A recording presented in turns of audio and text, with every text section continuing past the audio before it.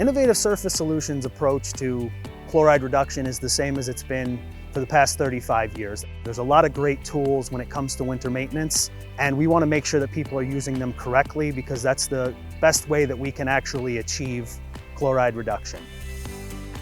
So the two things that I would like to remind people about salt is that salt really starts to struggle below 20 degrees, and it needs help after that. The second thing that I would remind people is that salt in any form is salt. A lot of people are utilizing salt brine. So liquid salt, powdered salt, rock salt, it all has the same limitations. So understanding that about salt is very important because after that we need to make sure that we can get you a program that's going to work in any temperature range. When it comes to the tools that you can utilize for winter solutions, there's magnesium chloride and calcium chloride based solutions, and there's also sodium chloride based solutions. There's also what we consider OBPEs, or organic based performance enhancers, and those tend to have a more refined sugar product in them.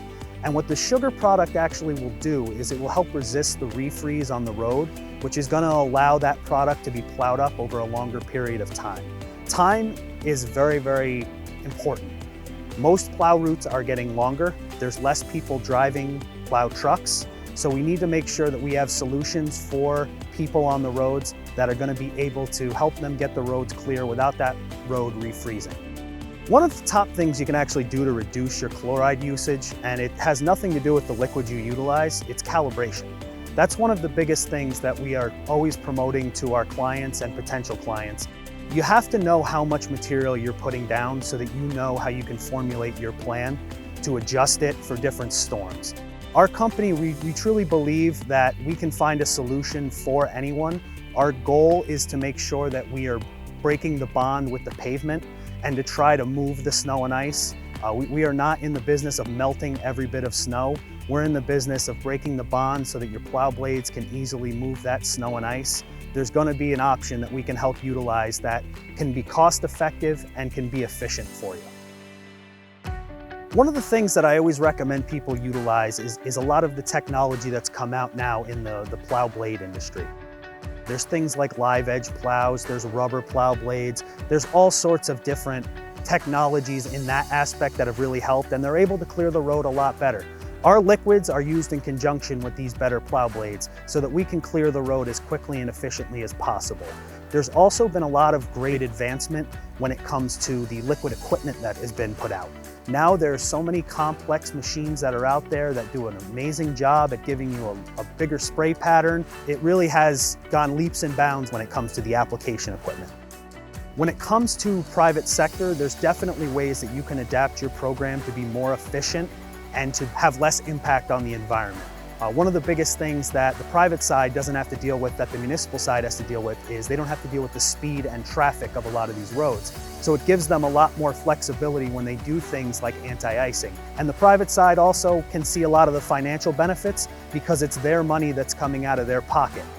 Everybody has a different situation in regards to what equipment they have, the struggles that they have with their roads, with their parking lots, whatever it may be. So the first step is to reach out so that we can do a site visit, we can see what you're working with, and we can also see what your plan is, what your goals are. Usually the easiest way to get started is a treated salt. That's the easiest way to implement a liquid program, and once people start to see the benefits of that, then they start looking at other options and they look more at a proactive approach as opposed to a reactive approach. That's where you're going to save most of your salt usage. We've seen a tremendous increase in awareness when it comes to salt reduction, especially in the Adirondack Park and upstate New York in general. This is one of the most beautiful places in the country.